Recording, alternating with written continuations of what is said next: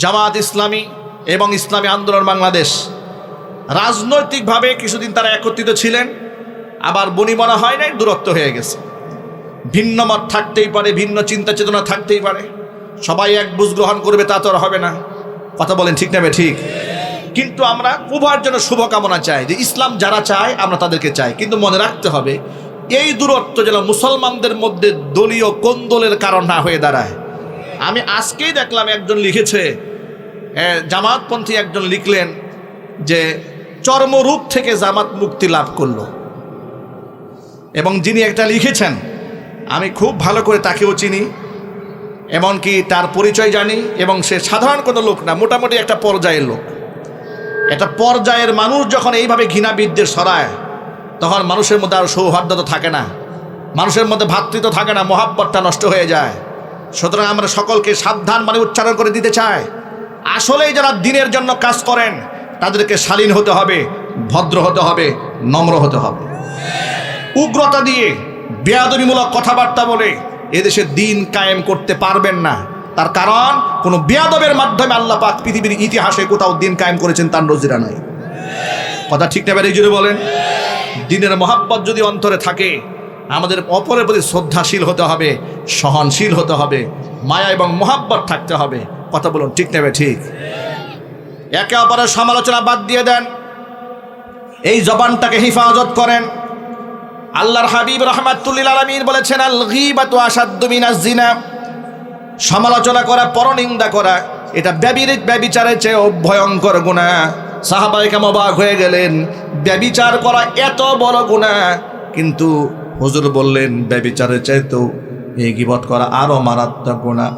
ব্যাখ্যা বুঝলো না, সাহাবীদেরকে নবীজি ব্যাখ্যা করে বুঝিয়ে দিলেন, শোনো, কোনো ব্যক্তি যদি ব্যভিচার করে ফেলে, জেনা করে ফেলে, সে যদি একান্তে মহান আল্লাহর কাছে ক্ষমা চান, মহান আল্লাহ পাক তো হয়তোবা তারে মাফ করে দিতেও পারেন যদি চান।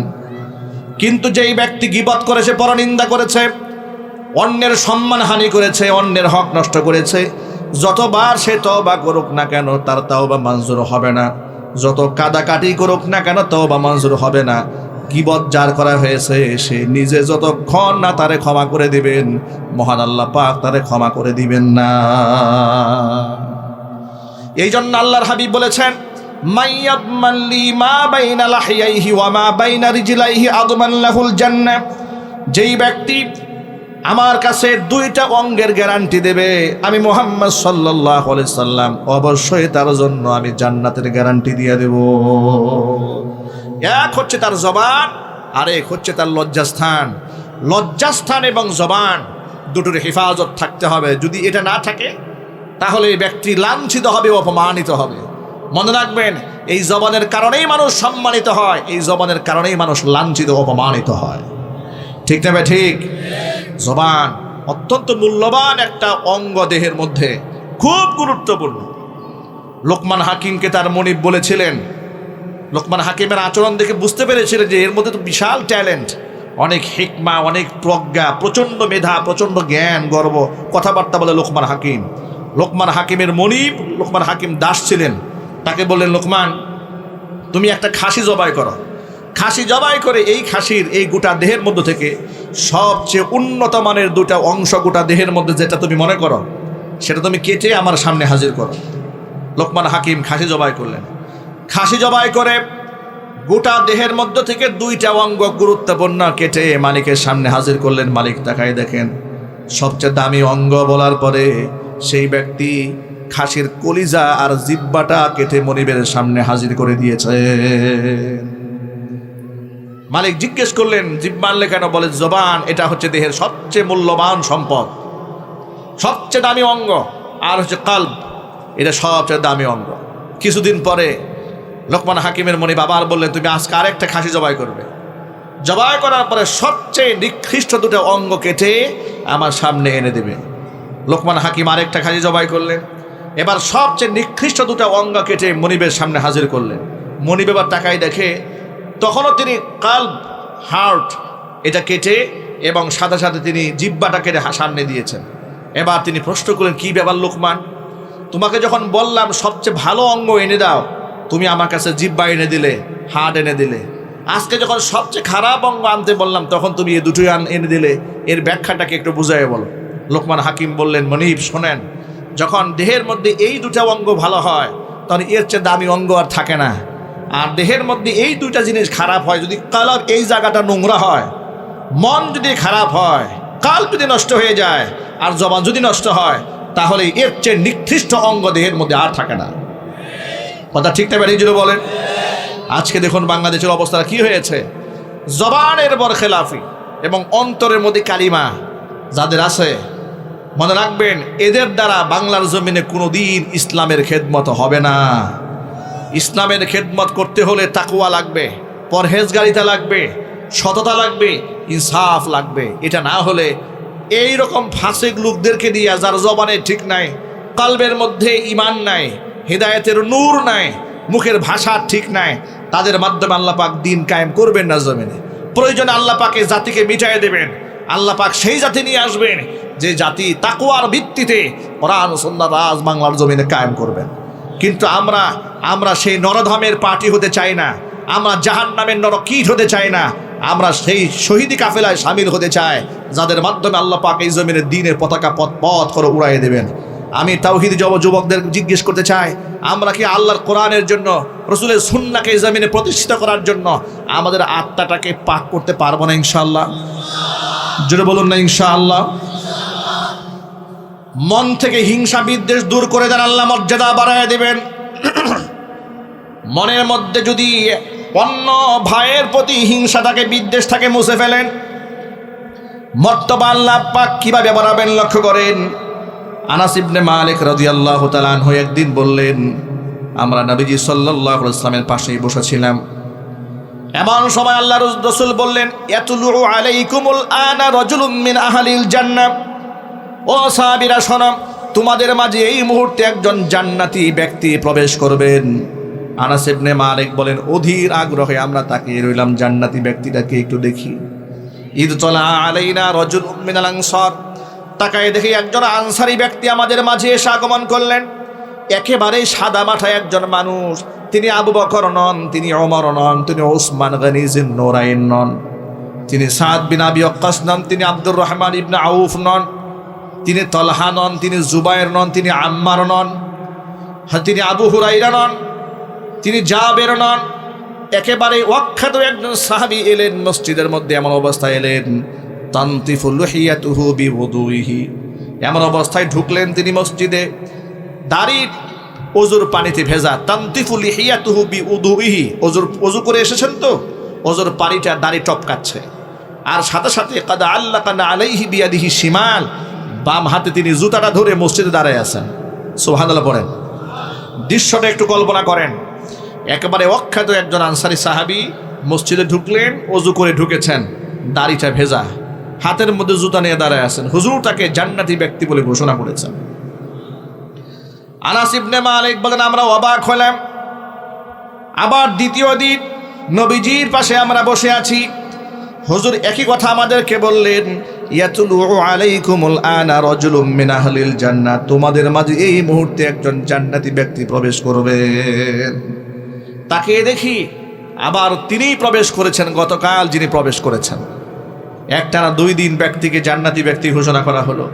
তৃতীয় দিন হযরত আনাস ইবনে মালিক বলেন, আমরা বসে আছি হুজুরের পাশে, নবীজি আবার ওই একই কথা বললেন, তোমাদের মাঝে এই মুহূর্তে একজন জান্নাতি ব্যক্তি আসবে। তাকেই দেখলাম ওই যে গত 2 দিন যিনি এসেছেন, আজকেও তিনি আগমন করেছেন।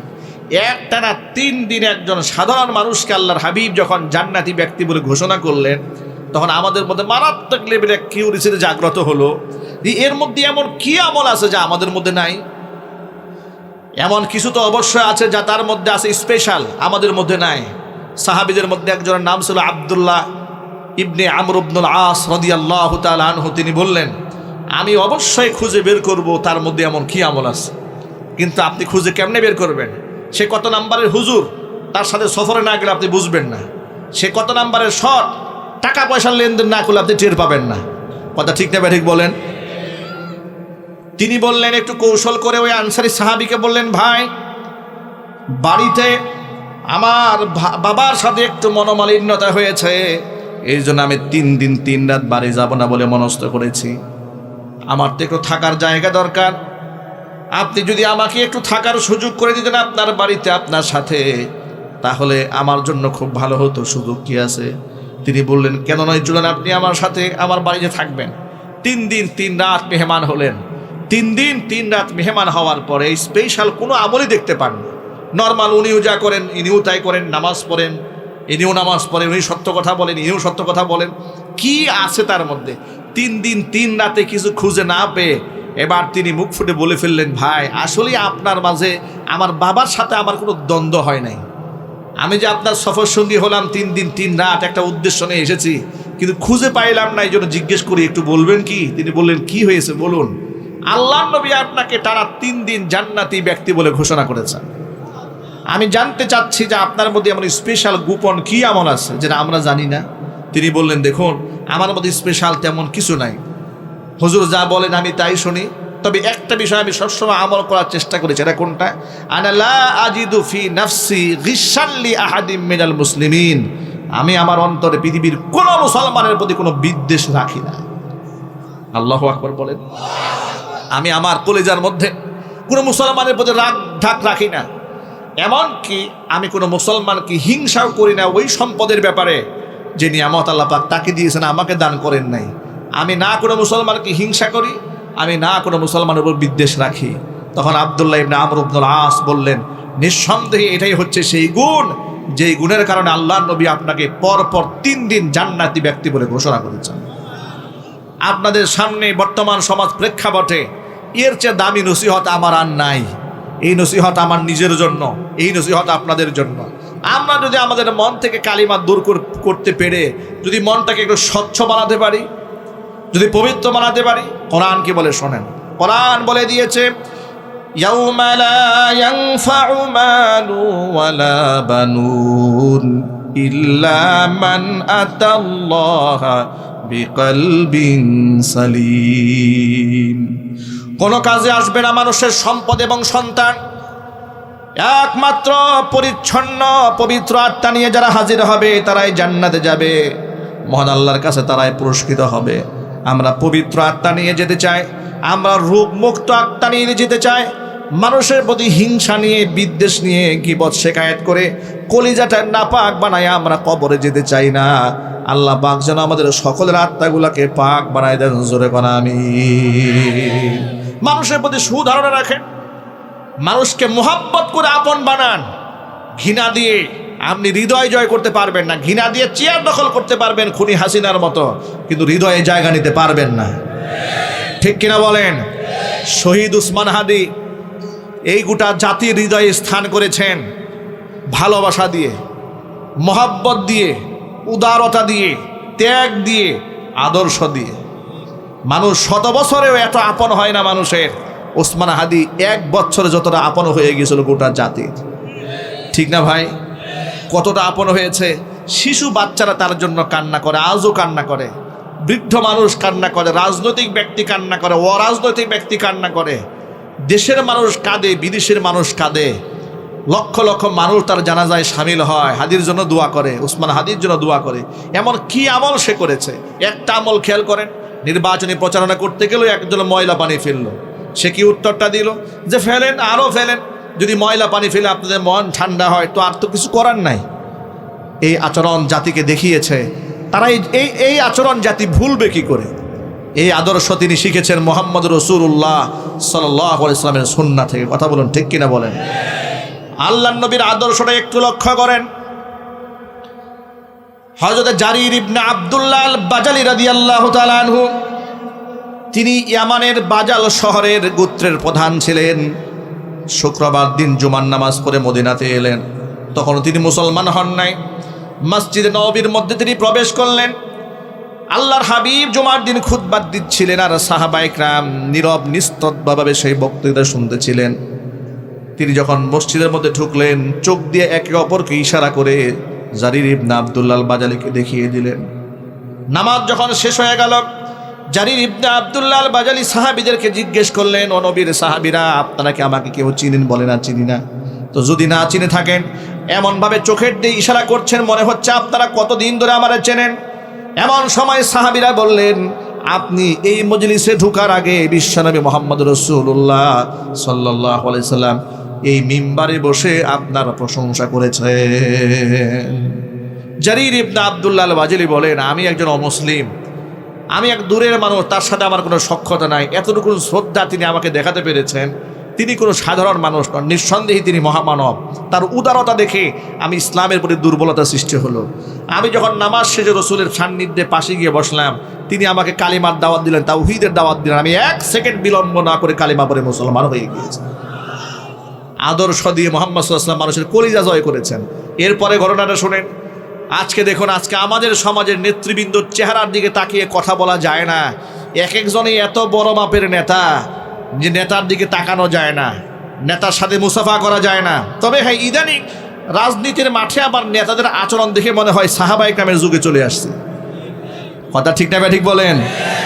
মানে নির্বাচনের আগে নেতাদের ব্যবহার দেখে মনে হয় আমরা সাহাবায়ে কেরামের জামানায় আছি। আহারে কি পরিমাণ আদব, কেমন সালাম কালাম মুসাফা মুয়ানাকা।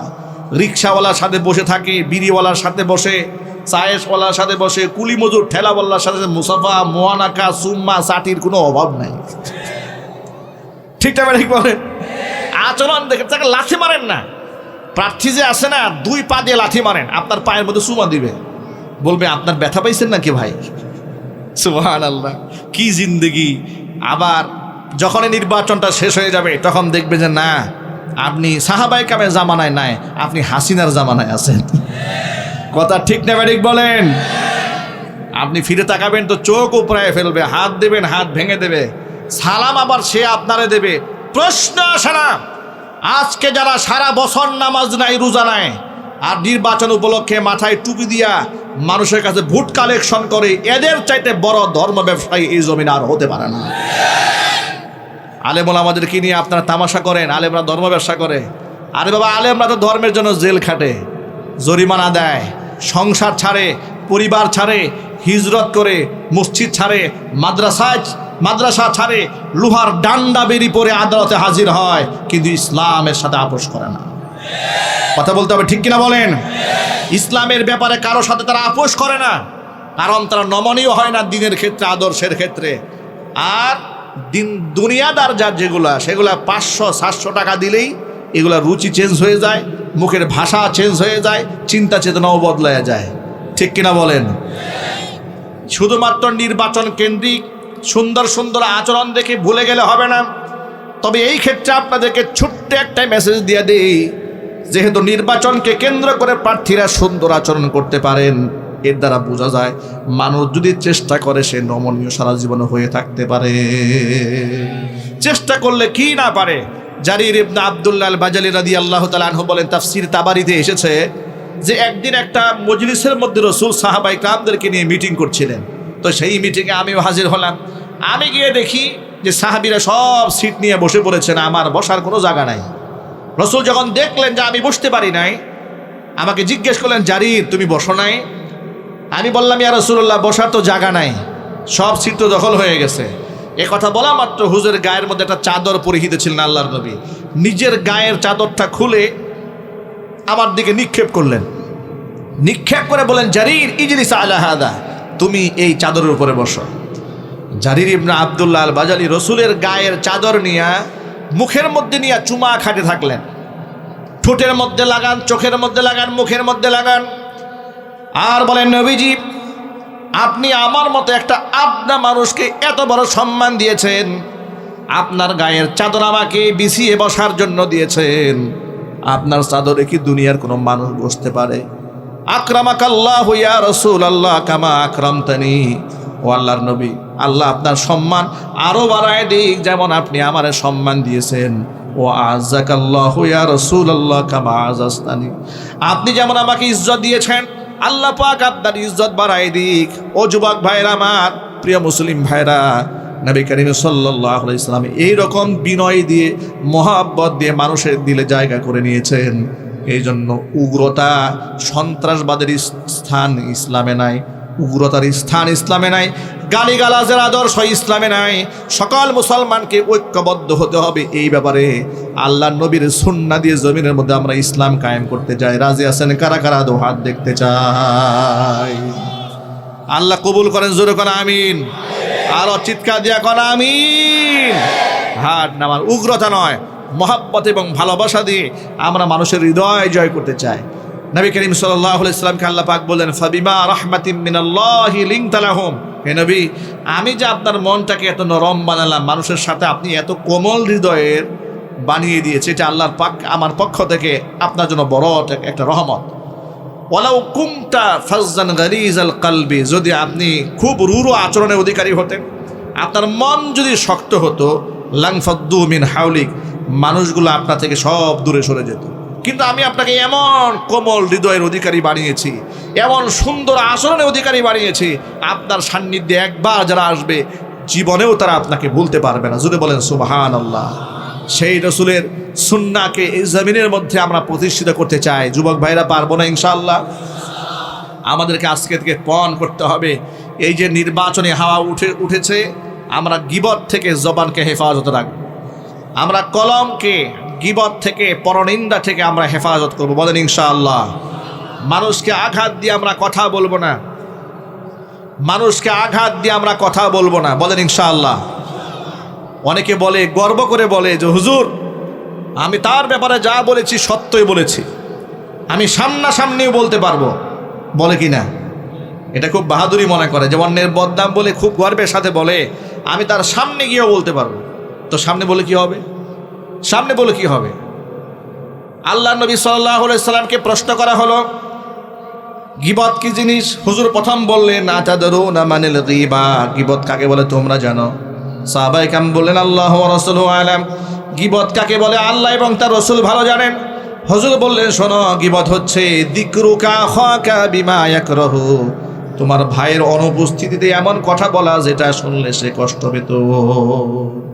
সাহাবায়ে কেরাম প্রশ্ন করলেন, ইয়া রাসূলুল্লাহ, আমি আমার ভাইয়ের ব্যাপারে যা বলেছি সত্যি যদি সেটা তার মধ্যে এই দুষ্টা থেকেই থাকে? রাসূল বলে, যদি থেকে থাকে তাহলে তো গীবত হলো।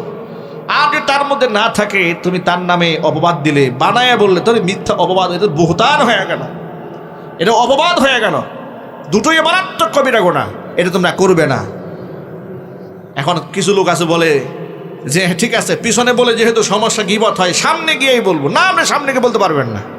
কোরআন কি বলেছে শোনেন, ওয়াইলুল লিকুল্লি হুমাযাতিল লুমাযা, জাহান্নাম ওই ব্যক্তির জন্য যেই ব্যক্তি সামনেও নিন্দা করে আবার পিছনে নিন্দা করে। আপনি সামনে পিছনে কারো নিন্দা করতে পারবেন না। কারো দোষ দেখেছেন, যদি আপনার শুধরানোর নিয়ত থাকে তাহলে সরাসরি তাকে বলেন, অথবা আপনি ওই ব্যক্তির কাছে বলেন যেই ব্যক্তির কাছে বললে উনি শুধরাবেন। দ্বিতীয়, হ্যাঁ, তবে আরেকটা ব্যাপার মানুষ ভুল বুঝে এই ক্ষেত্রে, যে অনেক সময় আলেম ওলামারা জালেমদের ব্যাপারে মানুষদেরকে সতর্ক করেন। অনেক সময় ভণ্ড পীর, বেসরা পীরদের ব্যাপারে মানুষদেরকে সতর্ক করেন। তখন ভণ্ড পীরের মুরিদরা চায়ের দোকানে বসে বিড়ি টানে আর বলে যে হুজুররা, মোল্লা মৌলবীরা স্টেজে বসে অন্যের গীবত শেকায়েত করে। এটা গীবতের আওতাভুক্ত নয়। মনে রাখবেন, যাদের গুনাহ প্রকাশ্য হয়, কিংবা যারা প্রকাশ্য জুলমের সাথে সম্পৃক্ত, কিংবা যারা মানুষের অধিকারকে নষ্ট করে, অধিকারকে হরণ করে, তখন তাদের ব্যাপারে জাতিকে সতর্ক করা ওয়াজিব। যেমন আপনারা দেখুন, কোরআন মাজিদে ফেরাউনের কাহিনী আছে না ভাই? জোরে বলেন। নমরুদের কথা আছে না? আবু জাহালের কথা আছে না? কারুনের কথা আছে না? তো তাদের গীবত কেন আছে এখানে কোরআন শরীফে? এটা কি গীবত? না, এটা গীবত না। আমরা অনেক সময় মাহফিলে খুনি হাসিনার রেফারেন্স দিয়ে কথা বলি। কেন কথা বলি? আগামী প্রজন্মে যেন বাংলাদেশে কেউ খুনি হাসিনা হয়ে ওঠার স্বপ্ন না দেখে। ঠিক না ভাই? জুড়ে বলেন। মানুষকে আমরা বলি, খুনি হাসিনা এই দেশের ঈমান ও ইসলামকে ধ্বংস করে দিয়ে হিন্দুত্ববাদ কায়েম করতে গিয়ে ভারতের দাদা বাবুদের খুশি করার যে চেষ্টা চালিয়েছিল, আজকে এই দেশে ইসলাম আছে, তাওহীদ আছে, খুনি হাসিনার নাই দাদার কুলে আশ্রয় গ্রহণ করেছে। ঠিক কিনা জুড়ে বলেন। আমাদের আরেকটা বার্তা হচ্ছে, আলেম ওলামাদেরকে অশ্রদ্ধা করা, ব্যঙ্গ বিদ্রুপ করার পরিণতি কত ভয়ঙ্কর হতে পারে। খুনি হাসিনার দিকে তাকায় দেখো। খুনি হাসিনা কি করেছে দেখেন। শাপলা চত্বরে নিরীহ তাওহীদি জনতাকে হত্যা করেছে, মাদ্রাসার এতিম ছাত্রদেরকে খুন করেছে, আলেমদেরকে রক্তাক্ত করেছে, গোটা বাংলাদেশে আলেমদেরকে টার্গেট করে করে যাদের কথায় রেভলিউশন হতে পারে, বিপ্লব হতে পারে, যে সমস্ত আলেমদের কথা মানুষরা শুনে ওই সমস্ত আলেমদেরকে নানাবিধ ট্যাগ দিয়ে, কারণ আমি মিথ্যা মামলা দিয়েছে, কাউকে জোরপূর্বক মসজিদ থেকে অপসারণ করতে বাধ্য করেছে। ঠিক কিনা বলেন? আমার মতো আদনা মানুষকে বুটবাজার কেন্দ্রীয় জামে মসজিদে 4 বছর ওরা ঢুকতে দেয় নাই। কয় বছর? 4 বছর ঢুকতে দেয় নাই। আমাকে বলেছে আপনি মসজিদে গেলে আপনার গ্রেফতার করা হবে। যে বাসায় ভাড়া থেকেছি সে বাসায় পুলিশ ফোর্স গিয়ে বলেছে মাদানী সাহেব এই বাসায় থাকে, বলে হ্যাঁ থাকে, আপনি রাখতে পারবেন না, হুজুর যদি এই বাসা থাকে বাড়িওয়ালা আপনি সহ মামলা খাবেন। থাকতে দেয় নাই। গেল 2 নাম্বার, কয় এই ডিস্ট্রিক্টেও থাকা যাবে না, জেলা ছেড়ে হিজরত করে পালিয়ে রইলাম মাসের পর মাস, বছরের পর বছর। এই পরিস্থিতির সম্মুখীন তো আমরা হয়েছি। 2018 সালে মাহফিল মঞ্চ থেকে উঠায় নিয়ে গেল। যখন নিয়ে যাচ্ছে প্রশাসনকে জিজ্ঞেস করলাম কোথায় নিয়ে যাচ্ছেন, কেন নিয়ে যাচ্ছেন? বলে থানায়। জিজ্ঞেস করলাম অপরাধটা কি? বলে অপরাধ কিছু নাই, সব উপরের নির্দেশ। নিয়ে গেল থানায়। ওসির নাম ছিল আমিনুল ইসলাম। বললাম ওসি সাহেবের কথা বলবো, তিনি কথা বলবেন না। অনেক রিকোয়েস্টের পরে ওসি সাহেব আসলেন, সামনে টেবিলে বসলাম, তিনি আমাকে চা দিয়ে আপ্যায়ন করলেন, বিস্কিট খাওয়ালেন। জিজ্ঞেস করলাম ওসি সাহেব আপনি যে আমাকে ধরে নিয়ে আসলেন আমার অপরাধটা কি একটু বলবেন? ওসি সাহেব বলেন হুজুর আমি বলতে পারবো না, সব উপরের নির্দেশ। আমি আপনারা গ্রেফতার করাই নাই, আপনারা আরও উপর থেকে গ্রেফতার করানো হয়েছে। আমি অবাক হয়ে গেলাম। থানার ওসি আমারে লোক দিয়ে অ্যারেস্ট করালো, ওসি সে নিজেই বুঝে না আমার কেন ধরে নিয়ে আসছে। পর থেকে জিব্রাইল বলে গেল নাকি আবার। তা যাই হোক, এরপরে থানার গারদে সারা রাত রাখলেন, সকালবেলা কোর্টে তুললেন। মামলা কি দিয়েছে জানেন? মামলা দিয়েছে যে টঙ্গীর এই দিকে কোনো একটা জায়গায় গোপন আস্থানাতে 1 থেকে 150 মানুষ আমরা মিটিং করছিলাম রাষ্ট্রের মধ্যে নাশকতা তৈরি করার জন্য। পুলিশ দেখে সব দৌড়ায় পালায় গেছে, 5-7 জন আমরা পালাতে পারি নাই। এই 5-7 জনের মধ্যে আমি হলাম 1 নাম্বার। আমার পকেটে 16টা ককটেল বোমা পাওয়া গেছে। এখন কি নাউজুবিল্লাহ বলবেন না ইন্নালিল্লাহ পড়বেন না সুবহানাল্লাহ পড়বেন না, কোনটা পড়বেন বলেন আপনারা? এটা হচ্ছে খুনি হাসিনার করা মামলার একটা মাত্র নমুনা বললাম। এরকম মামলা একটা নয়, আরও মামলা দিয়েছে। গেলাম মানিকগঞ্জের মাহফিলে, শুনলাম গাজীপুর কোনাবাড়িতে আমি নিজ হাতে গাড়ি পুড়িয়েছি আর ওরা নিজের চোখে দেখেছে। সাক্ষী কোর্টে গিয়ে হাজির, দেখছে আমি আগুন দিয়ে গাড়ি পুড়িয়েছি, মামলা দিয়ে দিয়েছে। এগুলা তো আমাদের সাথে ওরা করেছে। সুতরাং আপনারা তো মনে করেন জুলাই আগস্ট বিপ্লবের এই সাধারণ ছাত্রদের আন্দোলনে খুনি হাসিনার পতন হয়েছে? না, বিগত 16টা বছরে অসংখ্য আলেম ওলামাদের চোখের পানি, মাজলুমদের বদদুয়ায় আওয়ামী লীগ এই বাংলাদেশ থেকে চিরতরে ধ্বংস হয়েছে। তাদের পুনর্বাসনের চিন্তা করবেন না। অনেক সময় রাজনীতিবিদরা রাজনীতির মাঠটাকে গরম করার জন্য আর কিছু ভোট কালেকশন করার জন্য বলেন যে আমাদের দলে আসেন, আপনাদের মামলা আমরা দেখব, থানা আমরা দেখব, জেল আপনাদের দেখব। এই ধরনের ভণ্ডামি যে নেতা করবে, আমি এখানে আপসহীনভাবে বলে দিতে চাই, মুসলমানরা যারাই বলবে যে আমরা খুনিদের দায়িত্ব গ্রহণ করব, তাদেরকেও জুতা পিটা করে ছাড়তে হবে। জালেমদের ব্যাপারে কোনো নমনীয় আচরণ আমাদের দ্বারা হবে না। জালেমদের একমাত্র শাস্তি এই বাংলাদেশে হতেই হবে। কথা বলতে হবে, ঠিক নেবে ঠিক ছিল বলেন। এই কথাগুলো আপনাদের সামনে আমরা কেন তুলে ধরি এই জন্য যে আগামী প্রজন্মে যারা ক্ষমতায় আসবেন তারা যেন আবার খুনি হাসিনা হয়ে না ওঠেন, তারা যেন আবার জঙ্গি নাটক না করেন, তারা যেন আলেমদেরকে বাঁকা চোখে না দেখেন। তারা মনে রাখবেন আলেম ওলামারা যদি একটুখানি আপনারা চোখ রাঙানি দেন, টেকনাফ থেকে তেতুলিয়া, রূপসা থেকে পাথুরিয়া পর্যন্ত আগের সেই দিন আর নাই। এখন ওলামারা ঐক্যবদ্ধ আছে, দাঁত ভাঙ্গা জবাব দেওয়ার জন্য প্রস্তুত রয়েছে ওলামারা। এই বাংলার জমিনে নাস্তিক্যবাদের আস্ফালন আর মেনে নেওয়া হবে না। এই বাংলার জমিনে মুসলমানদের ইমানি চেতনা এই বাংলাদেশে চলতেই হবে। ইমানি চেতনার বিরুদ্ধে দাঁড়িয়ে কেউ রাজনীতিও করতে পারবে না ইনশাআল্লাহ। বলেন না ইনশাআল্লাহ? নমনীয় হওয়ার কোনো সুযোগ নেই। আবার শুনতে পেলাম কারা যেন বলে আমরা শরিয়া চাই না। আবার কারা যেন বলে 2 দিন আগে শুনলাম যে শরিয়া আমরা বাস্তবায়ন করব না। এই ভণ্ডামি বাংলাদেশে চলবে না। মনে রাখবেন, আপনি নাম দেবেন ইসলামী দল আর আপনি বলবেন আমি শরিয়া করব না, তাহলে কি ঘোড়ার ডিমের জন্য আপনাকে ভোট দেবে মুসলমান? সারা জীবন তো এই চেতনায় বিক্রি করেছেন, কোরআন চাই, কোরআনের শাসন চাই, হঠাৎ করে মুখে শরিয়া চাই না কেন? এই ভণ্ডামি বন্ধ করতে হবে বাংলাদেশ থেকে। অবশ্য আপনাকে শরিয়া চাইতে হবে। শরিয়া মানে তো আল্লাহর আইন। আপনি আল্লাহর আইন চান না, তাহলে গোলাপ দিবে রাজনীতি করেন আপনি।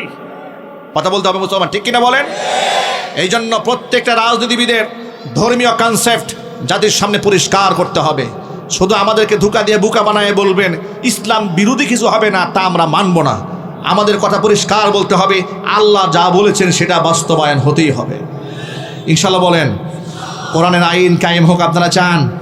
কারা কারা চান তো হাত দেখি তো।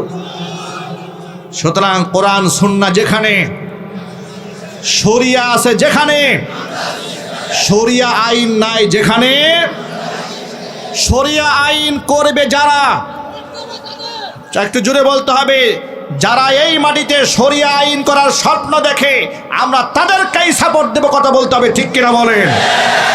আর যারা জাতির সাথে এই ব্যাপারে কমিটমেন্ট দিতে পারবে না, যা আমরা ভারত নারাজ হবে, আমেরিকা নারাজ হয়ে যাবে, চায়না নারাজ হবে, রাশিয়া নারাজ হবে, শরিয়া আমরা করতে পারবো না, মুসলমানদেরকে বলবো তাদের থেকে সাবধান থাকতে হবে। শরিয়া আছে যেখানে, আমরা আছি সেখানে। কথা বলতে হবে, ঠিক কিনা বলেন?